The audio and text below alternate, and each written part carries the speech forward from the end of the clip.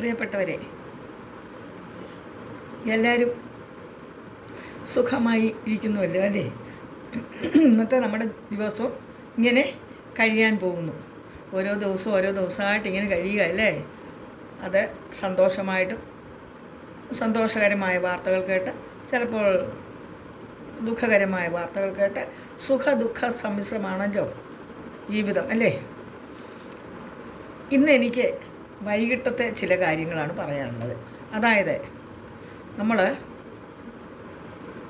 വൈകിട്ട് വിളക്ക് കൊളുത്താൻ പോകുമ്പോഴത്തെ കാര്യങ്ങളൊക്കെ എല്ലാവരും അത് കൃത്യമായിട്ട് നന്നായിട്ട് ചെയ്യും. ദേഹശുദ്ധിയൊക്കെ വൈകിട്ട് വരുത്തി, മുറ്റമൊക്കെ അടിച്ച് ഒന്ന് വെറുതെ ഫ്രണ്ട് ഭാഗം മാത്രം ഒന്ന് അടിച്ച്, പൂജാമുറിയും വിളക്ക് കൊളുത്തുന്ന സ്ഥലവും ഒന്ന് അടിച്ച് വെള്ളം തളിക്കണം, വെള്ളം കുടയണം. കയ്യിൽ കുറച്ച് വെള്ളം എടുത്തുകൊണ്ട് കുടഞ്ഞിട്ടാണ് നമ്മൾ നിലവിളക്ക് കൊളുത്തേണ്ടത്. അതുപോലെ തന്നെ നിലവിളക്ക് നമ്മൾ എന്നും തുടച്ച് വൃത്തിയാക്കി കഴുകി വയ്ക്കാമെങ്കിൽ അത് ഏറ്റവും നല്ലതാണ്. അങ്ങനെ ചെയ്യുന്ന മഹാലക്ഷ്മിമാരെ എനിക്കറിയാം, നല്ല ഇതായിട്ടുള്ള പെൺകുട്ടികളെ എനിക്കറിയാം, വീട്ടമ്മമാരെ. അതുപോലെ തന്നെ ഇല്ലെങ്കിൽ ചൊവ്വായും വെള്ളിയും കൃത്യമായിട്ട് നമ്മുടെ നിലവിളക്ക് നന്നായിട്ട് കഴുകി വെളുപ്പിക്കണം. നിലവിളക്കും അത് വയ്ക്കുന്ന തട്ടും അതിൽ തിരിയൊക്കെ ബാലൻസ് വന്ന തിരിയൊക്കെ ഇടുന്ന വേസ്റ്റിൻ്റെ ആ പാത്രം ഒക്കെ കഴുകി വൃത്തിയാക്കി വയ്ക്കണം. അത് വൈകിട്ടത്തെ കാര്യം. അത് കഴിഞ്ഞ് കൃത്യമായിട്ട് എല്ലാ ദിവസവും നിങ്ങൾ നാമം ജപിക്കണം. നാമം ജപിക്കുക തന്നെ വേണം. ഒരു 10 മിനിറ്റെങ്കിലും നിങ്ങൾ ജപിക്കണം. അതിപ്പോൾ അവിടെ കുത്തിയിരുന്ന് തന്നെ വേണമെന്നില്ല. വിളക്ക് കത്തിച്ചേച്ചാൽ ഒന്ന് തൊഴുത് നാമം ജപിച്ചിട്ട് നമുക്ക് എന്തെങ്കിലും കാര്യങ്ങളൊക്കെ ചെയ്തുകൊണ്ടും ജപിക്കാം. കുട്ടികളെ നിർബന്ധമായിട്ട് നിങ്ങൾ നാമം ജപിപ്പിക്കണം. ഞാനിപ്പം പറയാൻ വരുന്നത് എന്നാന്ന് വെച്ചാൽ, നമ്മൾ അടുക്കളയിൽ നിന്ന് രാത്രിയിൽ ഉറങ്ങാനായിട്ട് ഇറങ്ങുമ്പോൾ, ഭക്ഷണമെല്ലാം കഴിഞ്ഞിട്ട് ഇറങ്ങുമ്പോൾ, നമ്മൾ ആ മേശപ്പുറം ഡൈനിങ് ടേബിളൊക്കെ നല്ല വൃത്തിയായിട്ട് തുടച്ച്, അന്നേരം നമുക്ക് പറ്റിയ ഒരു ഇത്തിരി വെള്ളം കയ്യിലിങ്ങനെ കുടയണം. അത് ഉപ്പ് തളിച്ച വെള്ളം, ഉപ്പുള്ള വെള്ളമാണെങ്കിൽ ഒന്നുകൂടെ നല്ലതാണ്. അത് അന്ധവിശ്വാസങ്ങളൊന്നുമല്ല, ഒരു അണുനാശകവും കൂടിയാണ് ഉപ്പ്. ഒരു പോസിറ്റീവ് എനർജി തരുന്നതാണ് ഉപ്പ്. അപ്പോൾ എന്നിട്ട് രാത്രിയിൽ ആ മുറി മുഴുവൻ അതിൻ്റെ ഒരു പോസിറ്റീവ് വൈബ് ഉണ്ടാകും. അതിനുശേഷം നമ്മൾ അടുക്കളയിൽ നിന്ന് ഇറങ്ങുമ്പോൾ എല്ലാം ബാലൻസൊക്കെ ഉള്ളതൊക്കെ, ഇപ്പം പണ്ടൊന്നും ഈ ഫ്രിഡ്ജിൽ കയറ്റി വയ്ക്കുന്ന സമ്പ്രദായമില്ല. ഇന്നൊക്കെ ഫ്രിഡ്ജ് അങ്ങോട്ട് പഴയ സാധനങ്ങളുടെ സ്റ്റോറേജ് സ്ഥലമാണല്ലോ ഫ്രിഡ്ജ്.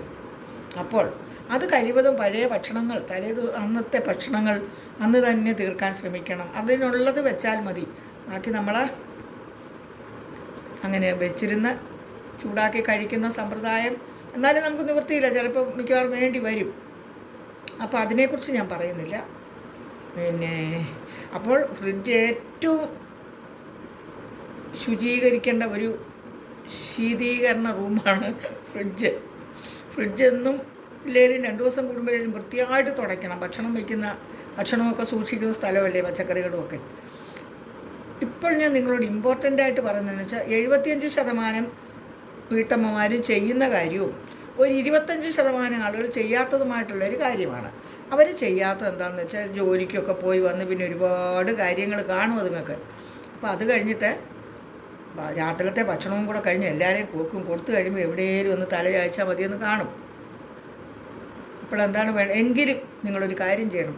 കഴിയുന്നിടത്തോളം എല്ലാവരും അടുക്കളയൊക്കെ നല്ല വൃത്തിയായിട്ട് തുടച്ച്, പാതകം അതൊക്കെ നല്ല വൃത്തിയായിട്ട് തുടച്ച്, സിങ്കും ഒക്കെ നന്നായിട്ട്, എന്തെങ്കിലും അണുനാശങ്ങളായിട്ടുള്ള സാധനങ്ങൾ ഒഴിച്ച് തന്നെ സിങ്ക് തുടച്ച് പിന്നെ നിങ്ങൾ പാത്രങ്ങളെല്ലാം കഴുകി കമത്തി. പണ്ടത്തെ ആളുകളാണ് അത്. വെള്ളം പോകുന്നതിന് മാത്രമല്ല, ഈ പാറ്റയും അതൊന്നും വന്ന് കയറി ടച്ച് ചെയ്തിട്ട് പോകാതിരിക്കാനാണ്. അതെല്ലാം കഴിഞ്ഞിട്ട് നിങ്ങൾ നന്നായിട്ട് വീടിൻ്റെ പാതകവും എല്ലാം വൃത്തിയാക്കണം. അതിനുശേഷം നിങ്ങൾക്ക് പാത്രങ്ങളെല്ലാം കഴുകാനും കൂടിയുള്ള സാഹചര്യമില്ല, സന്ദർഭം. നിങ്ങൾ അപ്പോഴത്തേക്ക് ടയേർഡായി പോയിട്ടുണ്ടെങ്കിൽ ആ പാത്രങ്ങളെല്ലാം സിങ്കിലോട്ട് പെറുക്കിയിട്ട്, അധികം വർക്ക് ഏരിയ ഉണ്ടെങ്കിൽ വർക്ക് ഏരിയയുടെ സിങ്കിൽ കൊണ്ടുപോകണം. അപ്പോൾ അടുക്കള ശുദ്ധമാകും. ഇനി വർക്ക് ഏരിയ സിങ്കില്ലാത്തവരാണെങ്കിൽ നമ്മുടെ അടുക്കളയിൽ തന്നെയുള്ള സിങ്കിൽ അതെല്ലാം ഇട്ട് തേക്കാൻ നിന്നില്ലേലും ഒന്ന് വെള്ളം ഒഴിച്ച് ഒന്ന് അഴിച്ചിൽ മാറ്റിയിട്ടേ നിങ്ങൾ പോകാവൂ അടുക്കളയിൽ നിന്ന് എന്നും വൈകിട്ട് പോകുമ്പോൾ. അത് ചെയ്യുന്നവരായ 75%, 25% ചെയ്യാത്തവരുണ്ട്. ആ കുട്ടികൾക്ക് അതിനെക്കുറിച്ച് അത്രയ്ക്ക് അറിവുള്ളായിരിക്കും ഇപ്പോഴത്തെ കുട്ടികൾക്കൊക്കെ, ചെറുപ്പക്കാർക്കൊക്കെ. പിന്നെ തിരക്കും. പിന്നെ പുരുഷന്മാർക്കായാലും ഇതൊക്കെ ചെയ്ത് പെൺകുട്ടികളെ സഹായിക്കാവുന്നതാണ്. രണ്ടു കൂട്ടരും ജോലിക്ക് പോകല്ലേ, അപ്പോൾ അവരെ സഹായിക്കാവുന്നതാണ്. പിന്നെ അതുപോലെ തന്നെ ഇത് സ്ത്രീ തന്നെ ചെയ്യണം എന്നില്ല, അല്ലെ ഭാര്യ തന്നെ ചെയ്യണം എന്നില്ല. അത് ഭർത്താവിനും കൂടി അവർ മറ്റ് ജോലികൾ നിങ്ങൾക്ക് ഭക്ഷണമൊക്കെ ഉണ്ടാക്കുമ്പോൾ ഇതൊക്കെ ആണുങ്ങൾക്കും ചെയ്യാം. ആണുങ്ങൾ നേരത്തെ പോയി ടി വിയുടെ മുമ്പിൽ ഇരിക്കേണ്ട കാര്യമൊന്നുമില്ല, അവരോടൊപ്പം തന്നെ ഇറങ്ങിയാൽ മതി റൂമിൽ നിന്ന് എന്ന് എൻ്റെ ഒരു സജഷനാണ്. നിങ്ങൾക്ക് ഇഷ്ടപ്പെട്ടാലും ഇല്ലെങ്കിലും അവരെ പെണ്ണുങ്ങളെ നല്ലോണം സഹായിക്കണം നിങ്ങൾ, ആണുങ്ങൾ പ്രത്യേകിച്ച് ജോലിക്ക് പോകുന്നവർ. അതിനുശേഷം നമ്മൾ ആ എച്ചിൽ ഉള്ളതിനെ സിങ്കിൻ്റെ ചുവട്ടിൽ അകത്തിട്ട് പൈപ്പ് വെള്ളം ഒഴിച്ച് വിട്ട് അതിലൊന്ന് എച്ചിലെല്ലാം നീക്കി ഫ്രഷായിട്ട് അതിനകത്ത് ഇടണം. പിന്നെ രാവിലെ നമുക്ക് വൃത്തിയാക്കി എടുക്കാം, അല്ലെങ്കിൽ സെർവൻസാണ് വരുന്നെങ്കിൽ അവർ വൃത്തിയാക്കിക്കോളും. സെർവൻറ്റ് വരട്ടെന്ന് പറഞ്ഞ് അത് എച്ചിലോടുകൂടി ഇടരുത്. പിന്നെ നമ്മൾ ഒരു ബൗളിൽ 1 പിടി ചോറ് ഉച്ചക്കലത്തെ ബാക്കി വെക്കണം. നിങ്ങൾ നിർബന്ധമായിട്ട് ഉച്ചക്കലത്തെ വെക്കണം. 1 പിടി ചോറ് ഈ ബൗളിലെടുത്ത് അടച്ച് അവിടെ വയ്ക്കണം. നമ്മുടെ പിതൃക്കളൊക്കെ നമ്മുടെ ഒരു സങ്കല്പമാണ്. ഇതിലൊക്കെ പഴഞ്ചൊല്ലിൽ പതിര് ഇല്ലയെന്ന് കേട്ടിട്ടില്ലേ? പണ്ടുള്ളവർ ചെയ്തു വച്ചിരിക്കുന്ന ആചാരങ്ങളാണ് ഇതൊക്കെ. 1 പിടി ചോറ് അവിടെ എടുത്തു വയ്ക്കണം.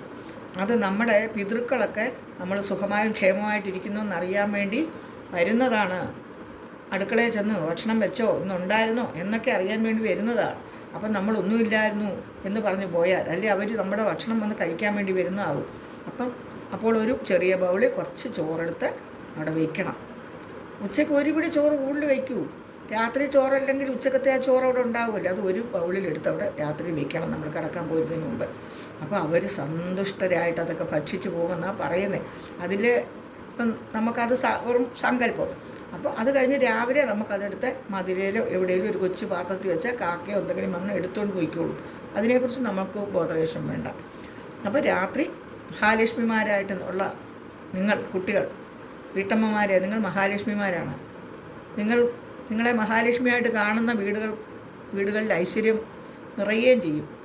നിങ്ങളെല്ലാവരും രാത്രിയിൽ അടുക്കളയിൽ നിന്ന് ജോലിയെല്ലാം കഴിഞ്ഞ് ഇറങ്ങുമ്പോൾ ചെയ്യേണ്ട കാര്യങ്ങളാണ് ഞാനീ പറഞ്ഞത്.